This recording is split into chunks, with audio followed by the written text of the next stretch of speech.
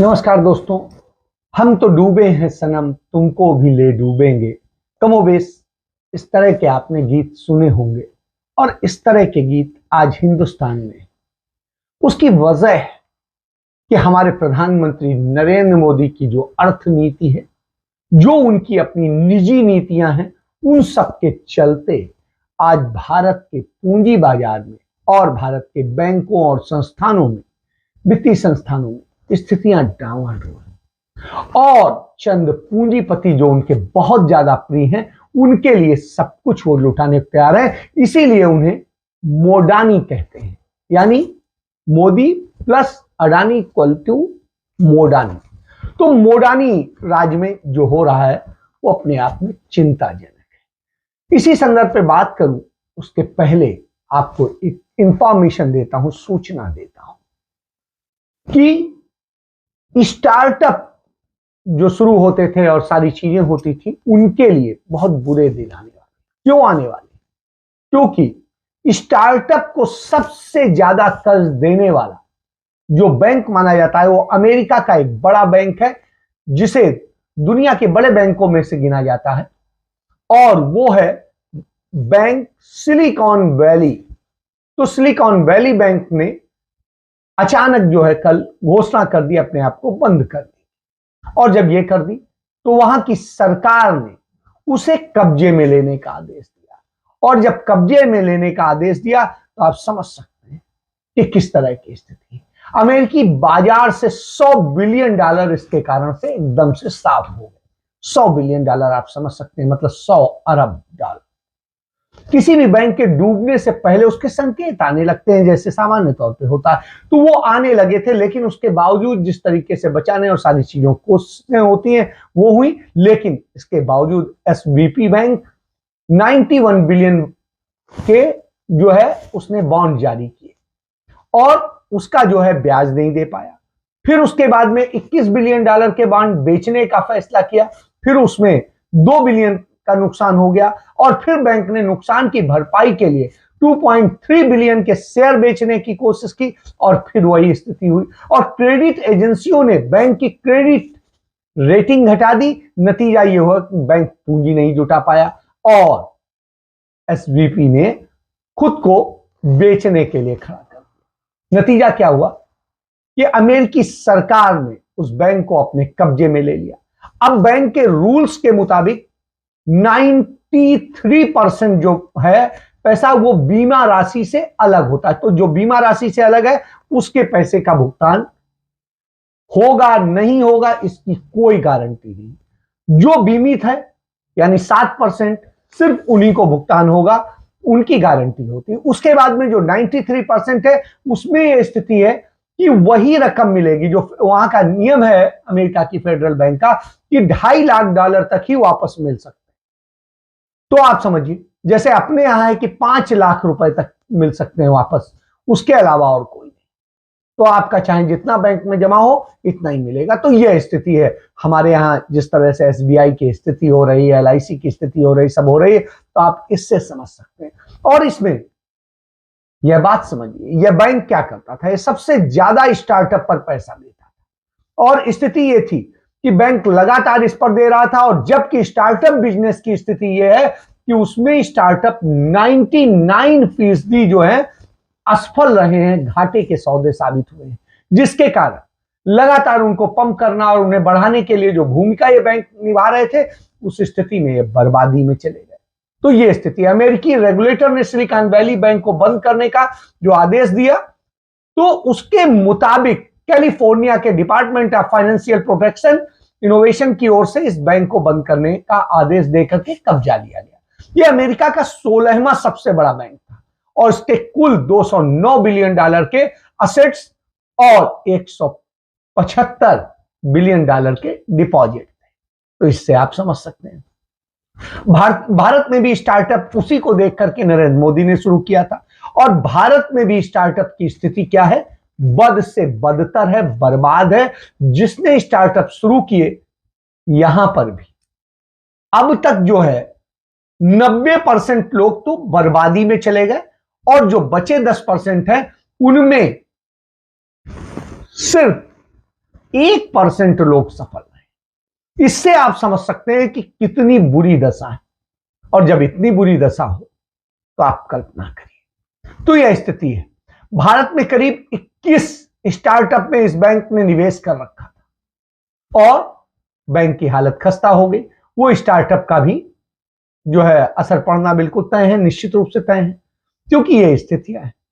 अब आप आइए, मैं इसकी बात क्यों कर रहा हूं। अमेरिका में बैंक डूब रहा है, उसकी जो ब्रिटेन में है वो भी अपने आप को दिवालिया घोषित कर रहा है और ये सारी चीजें हो रही। और जब ये हो रहा हो तब आपके ऊपर सवाल आता है कि हाँ क्या है। हिंदुस्तान की अर्थव्यवस्था लगातार डगमगा रही, हम घाटे पर घाटा बढ़ाते जा रहे हैं। और हालत ये, घाटे की हालत पे एक उदाहरण दूंगा, राम राज्य वाला उत्तर प्रदेश।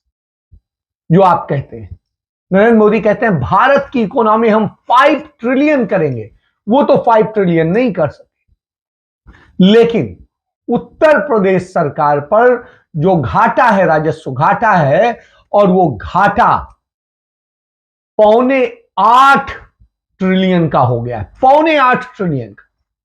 5 ट्रिलियन की देश की इकोनॉमी बनाने की बात करते हैं और 7.25 ट्रिलियन का घाटा हो गया है उत्तर प्रदेश का। यह दशा है। और यह सब दशा क्यों? क्योंकि गलत नीतियों और गलत कारणों के कारण यह स्थिति, और अंततः भार जो पड़ेगा वो आप पर पड़ेगा। जो बैंक भाग गए, से पैसा लेकर के भाग गए, सब कुछ कर गए, वो आपका जाएगा। तो आपने देखा किस तरह से पीएनबी और दूसरे और तमाम सारे सरकारी बैंकों को इस तरह, और उसका नतीजा क्या हुआ, जो 2 दर्जन बैंक होते थे वो बैंक बचे कितने? 5। तो यह दशा हो, आप कल्पना करिए किस दशा में आ गया है। अब उनमें भी कुछ को बेचने की तैयारी। तो यह स्थिति, चलिए क्यों ये स्थिति होती है, इसके पीछे वजह समझ। क्योंकि तमाम सारे ऐसे पूंजीपति जो योग्य नहीं होते हैं उन्हें हम कर्ज दिलाते हैं और वो उस कर्ज के बूते अपना पूरा बिजनेस खड़ा करते हैं। उनके पास अपनी वास्तव में पूंजी नहीं होती है। फर्जी वो क्रेडिट लिमिट बनवाते हैं, फर्जी तरीके से वो करते हैं और अपने आप को दिखाते हैं और बैंक से लोन लेते हैं दबाव के चलते, और उसके बाद में अपने आप को एक बड़ा बिजनेसमैन दिखाते हैं। तो आप इसी तरीके से गौतम अडानी ने किया, और यही वजह है कि गौतम अडानी की कंपनी में नौकरी करने वाले चंद हजार लोग, जबकि वो दुनिया के सबसे बड़े अमीरों में से दूसरे नंबर तक पहुंच चुके हैं। हालांकि इन दिनों वो 30 के आसपास हैं, 25 से 30 के बीच। लेकिन स्थितियां ये कि उन्होंने, यदि नौकरी की बात करें तो हिंदुस्तान के तमाम बड़े छोड़ दीजिए, मिडिल क्लास के बिजनेस जो चलाते हैं उनसे भी कम नौकरियां। इससे आप समझ सकते हैं कि खेल क्या है, क्योंकि फर्जी कंपनियों के जरिए होता है। अब जब यह स्थिति होती है, सरकार के मदद से आप खड़े होते हैं और सरकार की मदद से तमाम पूंजी लेकर के और किस तरीके से अपने साम्राज्य को बनाते हैं, उसमें क्या LIC का इन्वेस्टमेंट है, उनका नुकसान हुआ है। ऑस्ट्रेलिया में फोटो दिखती है, नरेंद्र मोदी जी बैठे हैं, स्टेट बैंक चेयरमैन बैठे हैं, वहां के चीफ मिनिस्टर बैठे हैं, अदानी जी बैठे हैं, एक मेज पर स्टेट बैंक $1 बिलियन का लोन दे रहा है। नरेंद्र मोदी जी उस मेज पे क्यों बैठे?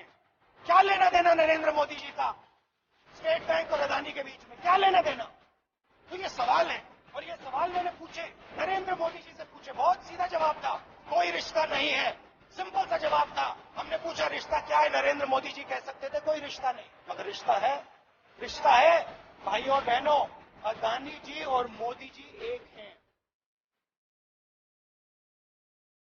लेकिन इंटरनेशनल स्तर पे सारी चीजों की आकलन किया जाता है।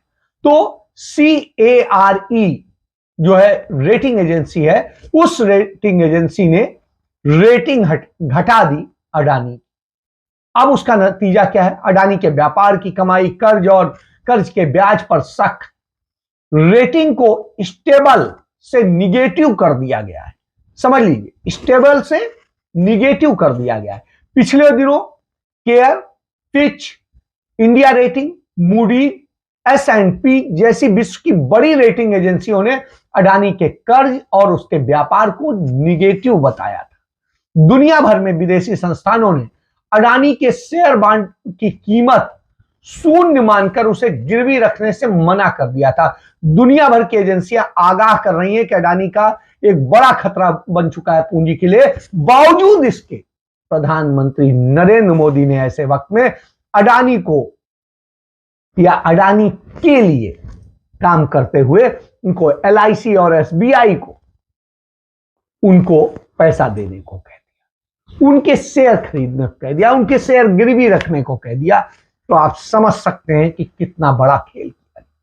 और इसके जरिए वो बीच बीच में मुनाफा कमा रहे हैं, तो मतलब वो अपने उसमें भी मुनाफा कमा करके अपने को बचा रहे हैं। लेकिन दूसरी तरफ बर्बाद कौन हो रहा है? बर्बाद हो रही LIC, जिसका 17% जो है शेयर गिर गया है। उसके बाद SBI और SBI सहित वो सभी बैंकें जो अडानी को मदद करती हैं, गौतम अडानी के लिए काम करती हैं।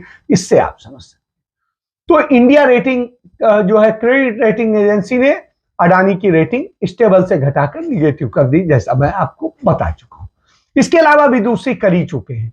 तो इस तरह से लगातार उनकी रेटिंग जो है नीचे जा रही है। सारी दुनिया की बड़ी एजेंसियां और देश की उनकी रेटिंग को घटा रहे हैं, वो उनके ऊपर बहुत प्रभाव नहीं कर रहा। ऐसी स्थिति में अडानी क्या करते हैं? अडानी ने अपने सीमेंट व्यापार का 4 से 5% हिस्सा जो है उसके शेयर बेचने का फैसला कर, और वो शेयर जो है वो बेच करके इन्वेस्टमेंट बैंकर जो है जिस तरीके से उसको वो कर रहे हैं। तो आप समझिए कि किस तरीके से लूटने का एक जरिया है, जो डूबते हुए जहाज में आपसे पैसा लगवाया जा रहा है, और जब आप वो लगाते हैं तो बर्बादी में जाएंगे, निश्चित रूप से जाएंगे। तो यह स्थिति है। तो 5% यदि बेचेंगे तो उसकी कीमत होती है 4,000 करोड़, और ऐसी स्थिति में सीमेंट व्यापार यदि बेच भी देंगे तो पूरा बेचने के बाद में जाएगा 1 लाख करोड़ रुपए भी नहीं मिलेंगे, और कर्ज ही सिर्फ इन पर कितना है? 2 लाख करोड़ से अधिक का।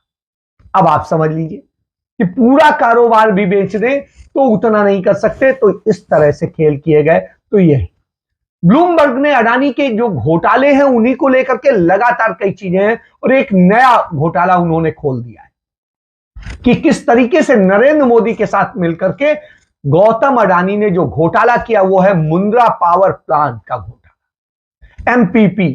इसमें करीब 16,000 करोड़ रुपए के कर्ज दिया गया।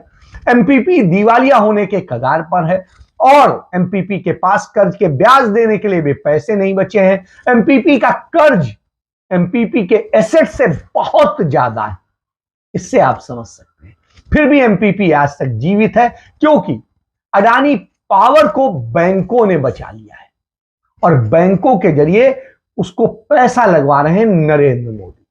और इस कारण से ये पैसा किसका है? आपका है। यदि वो लूट जाएगी बैंक, तो आपको अधिकतम जो वापसी मिल सकती है वो मिल सकती है 5 लाख। उसके ऊपर जितना पैसा होगा वो बैंक देने के लिए आपसे बाध्य नहीं। तो इससे आप समझ सकते हैं यदि आपका मान लीजिए 1 करोड़ रुपया जमा है तो 5 लाख ही मिलेगा, बाकी डूब गया। तो ये तैयारी की जा रही है। अडानी पावर ने MPP को बोल दिया है कि कर्ज का ब्याज देने की जरूरत नहीं। क्यों? क्योंकि साहब अडानी पावर वो ब्याज नहीं देंगे, ब्याज के अलावा नहीं देंगे, सब नहीं देंगे, तो कोई क्या कर लेगा?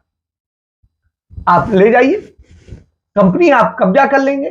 कंपनी कितने की है? 1 लाख करोड़ की भी नहीं है, और कर्ज जो है वो 2 लाख करोड़ से भी ज्यादा का है। तो ऐसी स्थिति में आप समझ सकते हैं नुकसान में कौन रहेगा। तो इस तरह की स्थिति है। तो कर्ज कौन चुकाएगा और क्या करेगा? इसी तरीके से नरेंद्र मोदी के एक और खास वेदांता ग्रुप, जो अनिल अग्रवाल हैं, जो उनके कहे पर महाराष्ट्र से फैक्ट्री ले जाकर के उन्होंने शिफ्ट कर दी थी गुजरात में, गुजरात चुनाव जितवाने के लिए। तो आप समझ सकते हैं, तो उसकी भी स्थिति यही हो रही है धीरे धीरे। अब उसके भी खुलासे सामने आने लगे।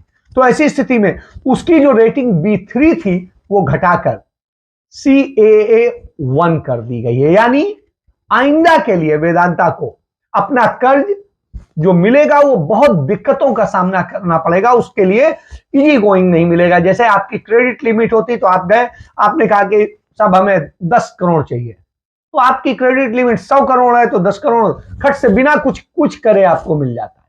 लेकिन जब ऐसा होता है तो तमाम जांच होती है, उसके बाद होता है। तो वेदांता के 1 से 3 साल के जो बॉन्ड है उनकी स्थिति जो है लगातार जो है गिर रही है और वो बेचे जा रहे हैं। तो 40 से 60% तक सालाना ब्याज पर बिक रहे हैं। तो यह स्थिति है। तो वेदांता जो है वो जिस तरीके से अपने ऋण बॉन्ड है और दूसरे हैं वो सब जिस तरीके से वो करने की कोशिश कर रहा है उससे आप समझ सकते हैं। अब अगर भाव गिरे, मैच्योरिटी की स्थिति आई, सब कुछ आई, तो रिस्क आपका होगा, बर्बादी आपकी होगी। 100 रुपया आप लगाएंगे, 60 रुपया आपका डूब जाएगा। तो यह स्थिति आ रही। तो धीरे धीरे वेदांता की जो है आर्थिक मुश्किलें शुरू हो गई हैं, क्योंकि नरेंद्र मोदी जिस पे हाथ रखते हैं या तो उसे राजा बनाते हैं या बर्बाद करते हैं। यही उनकी रणनीति है, क्योंकि आप उनके चरणों में पड़े रहे। तो अब यही खेल है और इस खेल को आपको समझने की जरूरत है कि किस तरीके से इन सारी चीजों का खेल किया गया है और पूंजी बाजार के जरिए कैसे कब्जा किया जाता है और फिर उसका चुनाव में इस्तेमाल किया जाता है। तो यह जितनी जल्दी समझ लेंगे आप बर्बादी से बच सकते हैं, नहीं तो आपकी बर्बादी पूरी तरह तय है। और वो बर्बादी होगी मोडानी के कारण। मोडानी इस देश की बैंकों और तमाम वित्तीय संस्थानों आपके भविष्य निधि को बर्बाद करने जा रहे हैं, क्योंकि तमाम जगह पीएफ फंड का भी जो पैसा है उनके यहां इन्वेस्ट किया हुआ है। तो एक तरह से नहीं, सीधे भी और घुमा के भी अडानी को ही रकम दी गई। यह मोदी राज की रणनीति। तो आप इसे समझिए, जानिए। सच जानना बेहद जरूरी है। इसके साथ मैं अपनी बात समाप्त करता हूं। जय हिंद, जय भारत, वंदे मातरम।